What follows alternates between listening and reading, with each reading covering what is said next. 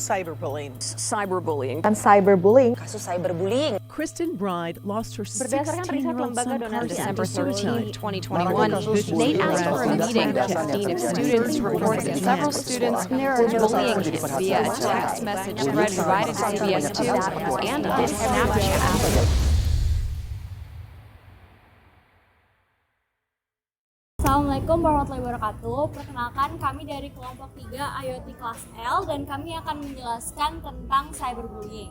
Sebelumnya perkenalkan, nama saya Alisha Sandara Harjo. NIM 3 angka terakhir 354 dan saya akan menjelaskan apa yang dimaksud dengan cyberbullying. Jadi cyberbullying ini atau perundungan di dunia maya adalah bullying atau perundungan dengan menggunakan teknologi digital yang biasa terjadi di media sosial, di platform chatting, platform games, dan di ponsel dan juga di beberapa media lainnya. Adapun menurut Think Before Tech, cyberbullying adalah perilaku yang agresif dan memiliki tujuan dilakukan oleh beberapa orang atau satu orang menggunakan media elektronik secara berulang-ulang dari waktu ke waktu terhadap orang yang dianggap tidak mudah melakukan perlawanan atas tindakan tersebut. Perkenalkan, nama saya Jonathan Huta Barat. NIM akhir saya 351. Di sini saya akan menjelaskan macam-macam bentuk dari cyberbullying. Yang pertama adalah pelecehan online. Ini merupakan bentuk cyberbullying yang sangat berbahaya. Biasanya dapat berbentuk pesan-pesan yang berisi kata-kata kasar yang dikirim oleh pelaku dengan tujuan untuk membuat rasa takut, menurunkan kepercayaan diri dari korban.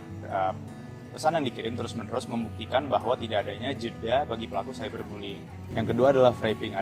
Vaping adalah pelanggaran serius di mana seseorang mendapatkan akses ke akun sosial media orang lain dan menyamar sebagai orang tersebut dengan upaya untuk merusak hubungan ataupun reputasi mereka. Yang ketiga ada mengasingkan atau outing. Yang dimaksud dengan kata mengasingkan di sini adalah ketika suatu kelompok dengan sengaja memilih dan meninggalkan seseorang dari grup online seperti grup chat. Kelompok itu kemudian meninggalkan komentar jahat kepada orang yang mereka pilih. Halo, perkenalkan nama saya Faza Azizunurista dengan 3 NIM digit terakhir yaitu 174 dan di sini saya akan menjelaskan contoh dari cyberbullying. Contoh cyberbullying itu sendiri yaitu yang pertama yaitu menyebarkan kebohongan tentang seseorang atau mengunggah foto memalukan tentang seseorang di media sosial. Yang kedua yaitu ada mengirim pesan atau ancaman yang menyakitkan melalui platform chatting, menuliskan kata-kata yang menyakitkan pada kolom komentar di sosial media, dan memposting sesuatu yang memalukan atau menyakitkan.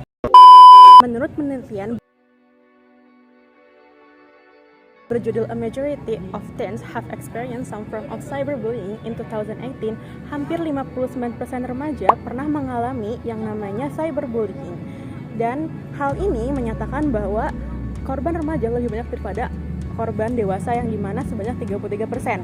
Dampak bagi korban sendiri yang pertama adalah dampak psikologis, yaitu kecemasan berlebih, lalu ada kegelisahan yang tidak bisa berhenti, hingga depresi, dan paling parah adalah percobaan bunuh diri.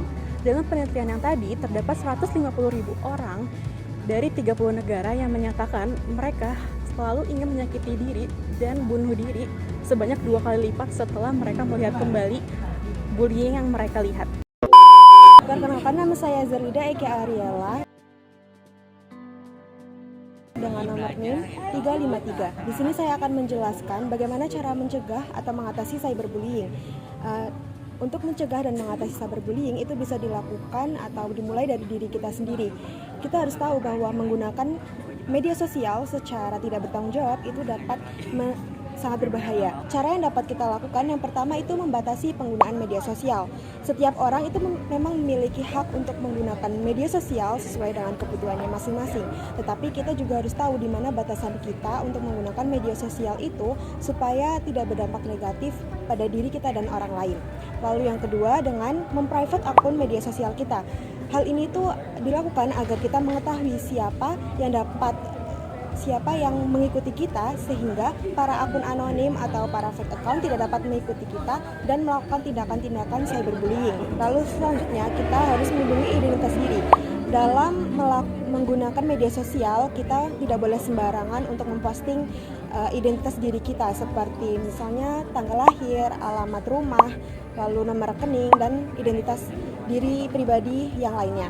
Lalu yang keempat yaitu saring sebelum sharing. Sebagai pengguna media sosial, senantiasa harus berhati-hati dalam memberikan komentar-komentar kepada postingan yang diberikan orang lain. Selain itu, kita juga harus berhati-hati dalam bercanda karena biasanya perspektif orang itu dapat berbeda. Perkenalkan, nama saya Hani Pusporini dengan NIM 350. Di sini saya akan memberikan kesimpulan dari teman-teman saya yang sudah berbicara sebelumnya. Cyberbullying bukanlah hal yang mudah untuk diperangi. Namun yang bisa dilakukan adalah memberikan dukungan kepada korban apabila hal tersebut terjadi di sekitar kita. Bukan hanya bagaimana menggunakan device teknologi tersebut atau bagaimana kita bermedia sosial menggunakan platform-platform yang lain, namun juga etika dan bagaimana cara kita berkomunikasi dalam bermedia sosial itu sendiri. Cyberbullying dalam konteks penghinaan yang dilakukan di media sosial sudah diatur di Undang-Undang Nomor 11 Tahun 2008 tentang Informasi dan Transaksi Elektronik, sebagaimana telah diubah dengan Undang-Undang Nomor 19 Tahun 2016 tentang perubahan atas Undang-Undang Nomor 11 Tahun 2008 tentang Informasi dan Transaksi Elektronik.